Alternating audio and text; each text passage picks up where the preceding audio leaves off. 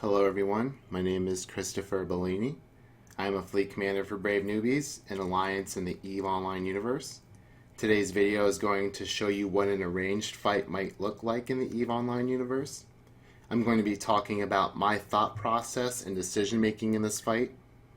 I wanted to kind of start a mini-series of explanation videos for people who are unfamiliar with EVE and have either stumbled upon my own or other people's videos, and perhaps give a little bit of insight into what exactly you're looking at.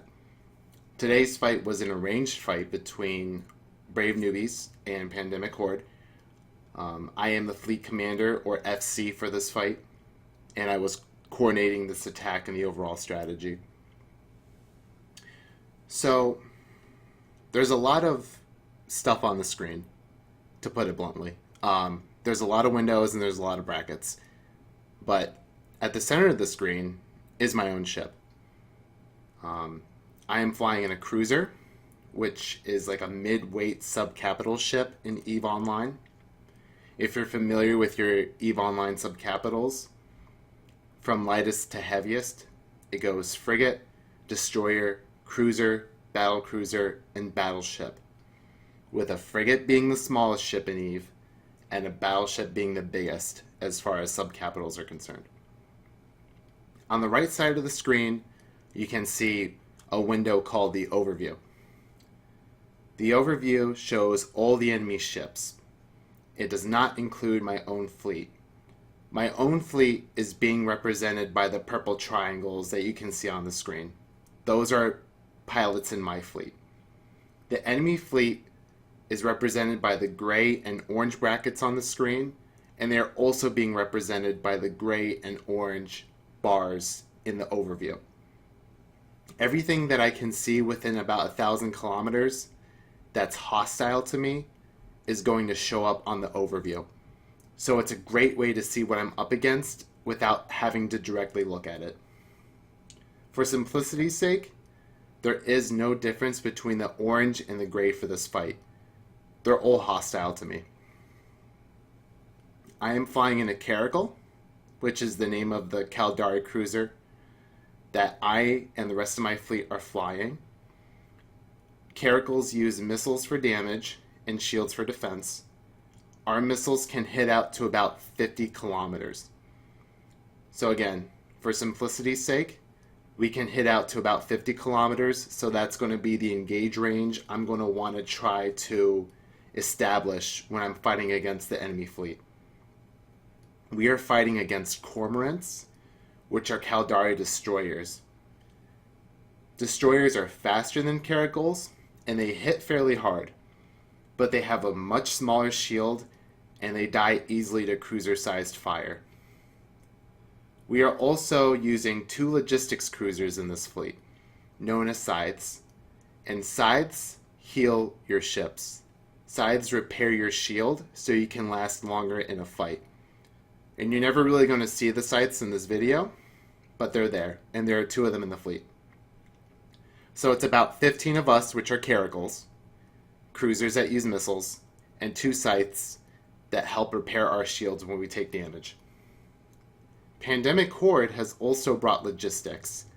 There is a ship they have called a Burst, and they have also brought a bunch of electronic warfare ships known as E-War that will disrupt our fleet.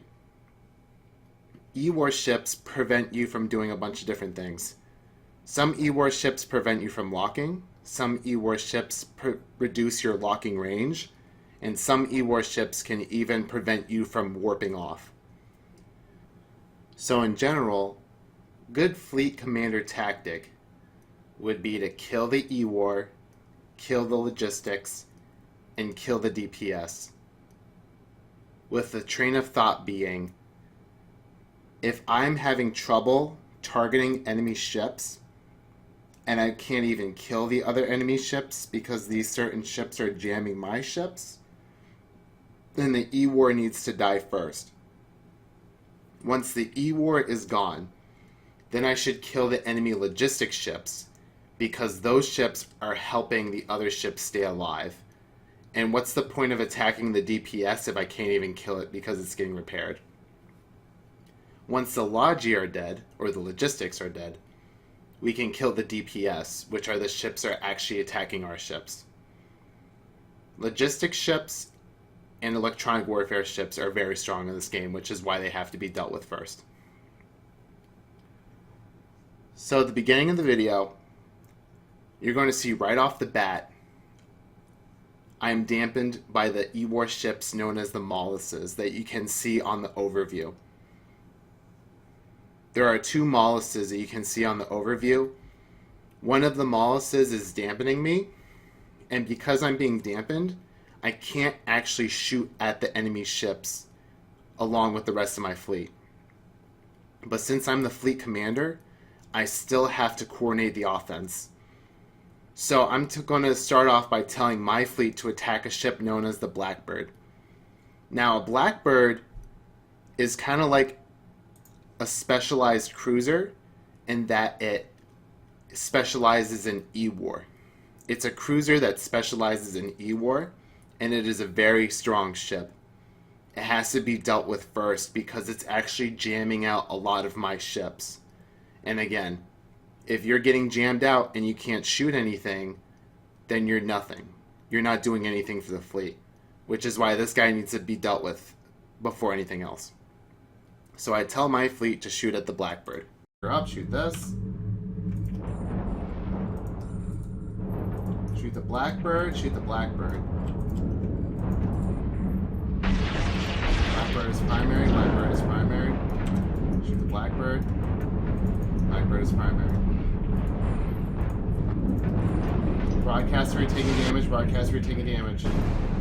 Hardeners should be on, hardeners should be on. Take down the Blackbird. Take down the Blackbird. Secondary is going to be terrorist. Secondary is going to be terrorist. Primary is Blackbird, secondary is terrorist. Primary is Blackbird, secondary is terrorist. Primary is Blackbird, secondary is terrorist. We don't actually end up getting the Blackbird because he ends up warping off field. At 250 kilometers, there's no way we're hitting this guy. There are very few guns in the game that can actually hit out that far. So we're not going to worry. Remember, our engage range for this fight is about 50 kilometers, and he's about 250 off-grid. So now that the Blackbird is off the grid and he's no longer a threat to us, I go for the nearby cormorants, and the burst logistics ship. Also, I lock up the Crucifier and tell my fleet to shoot the Crucifier. I tell my fleet to shoot the Crucifier, shoot the burst, because again, Crucifier is an E-War ship. Burst is a logistics ship. And since those ships are closer than the other ships in the fleet that are a threat, I'm going to go for those ships first. Okay, shoot terrorists. Shoot Turskies. Broadcast it now. I'm damped, I can't see the HP. I can't see the HP. Shoot Turzis.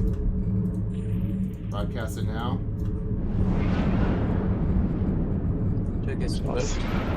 Cool, shoot this burst. Shoot this burst. Shoot this burst of the Crucifier. Shoot this burst and lock up the Crucifier. Shoot this burst and lock up the Crucifier. If the burst dies, shoot Crucifier. If the burst down, shoot Crucifier.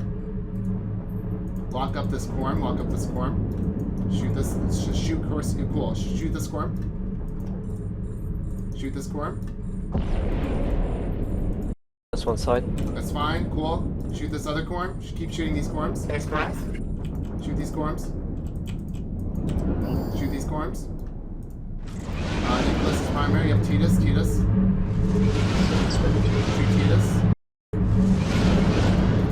Cool. Let's shoot Titus.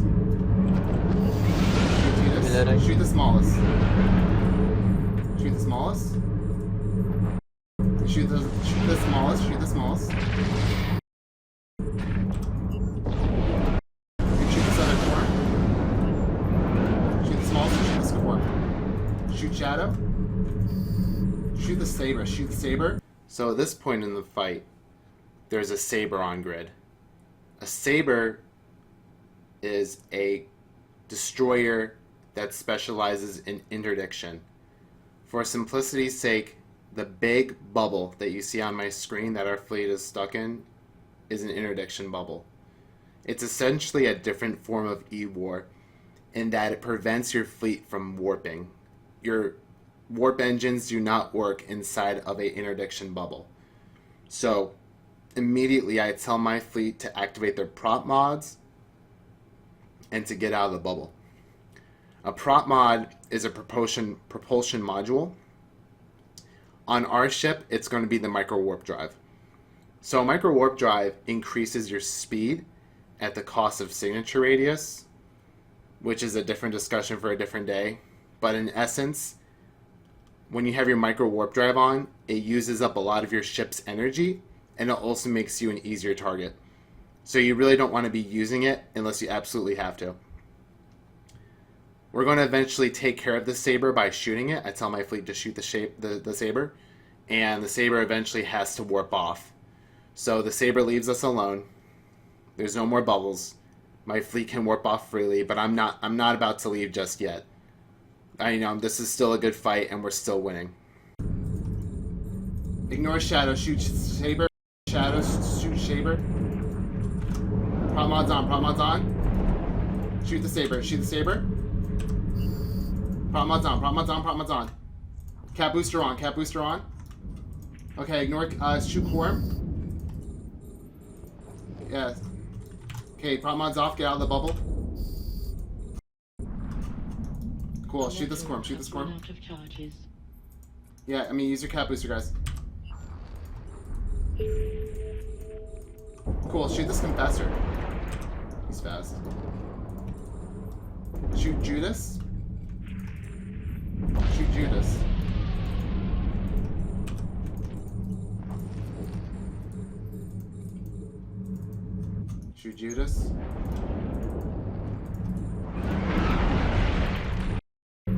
Alright, shoot Judas and lock up Freebird. Shoot Judas and lock up Freebird. If Judas is outside your range, shoot Freebird. You should have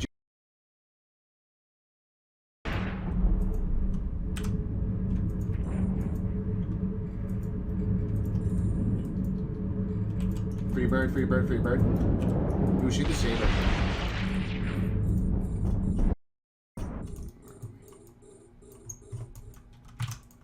Prop mods on one time. I'm jammed. Abaddon. Until I noticed a ship called the Abaddon. So an Abaddon, if you're unfamiliar, is a battleship. And a battleship is a very strong ship that does a ton of damage. Very slow, but it does a ton of damage. If an Abaddon is on field, you got to start worrying. At this point in my fight, the sides have been destroyed, so I no longer have any logistics healing our fleet. I only have a bunch of caracals. And with the Abaddon on field, it is unlikely that I'm going to end up breaking these guys. So I start to panic at this point because I know my fleet can't really deal with this guy. In fact, I start looking for an escape plan. And it's a good thing I did, because these bubbles were starting to give us problems as well. The sabers kept coming in and kept trying to bubble us. But I got the majority of the fleet out. I try to get Titus in the caracal at the last minute, but to no avail. And I warp the majority of the fleet off successfully. Let's get out of these bubbles, guys. Let's get out of these bubbles. Out. Stay anchored. A module has run out. If the saber, I want you to shoot the saber if he comes close. Shoot the saber if he comes close. Let's shoot this caracal. Let's align to the gate. Align as 6 Tech V, 6 Tech 4, 6 Tech 4. Shoot Titus and align to 6 Tech 4. Shoot Titus and align to 6 Tech 4. Align to 6 Tech 4. Shoot Titus and align to 6 Tech 4. Everyone should be out of the bubbles. Is empty. Pull in your drones. Come on. We're going to leave grid. So again, we have to leave at the end here because we have no way of dealing with the battleship that's now on the field. and my logistics is dead. Whereas Pandemic Horde still has a handful of E-War and a handful of Cormorants. We're just not going to have enough firepower to punch through everything, so I have to leave the field. We put a GF in local, and we started to head home. So this fight, we lost 175 million, and we killed 139 million. So we didn't win the fight, but it was fairly close. We killed 8 Cormorants, a Crucifier, a Maulus, a Burst. So again, the Cormorants were the DPS ships. Crucifier, Maulus, and Burst. The Crucifier and Maulus were the 2 E-War ships. The Burst was the logistics ship, and a Confessor, which was a T3 cruiser. I'm sorry, T3 destroyer. And we lost 5 Caracals, and the 2 logistics ships known as the Scythes. So thanks for watching. Let me know if this was helpful. I'll definitely listen to any suggestions and any ways to improve future videos. I hope you guys learned something, and I hope maybe I did a great job explaining and elaborating the crazy game that is EVE Online.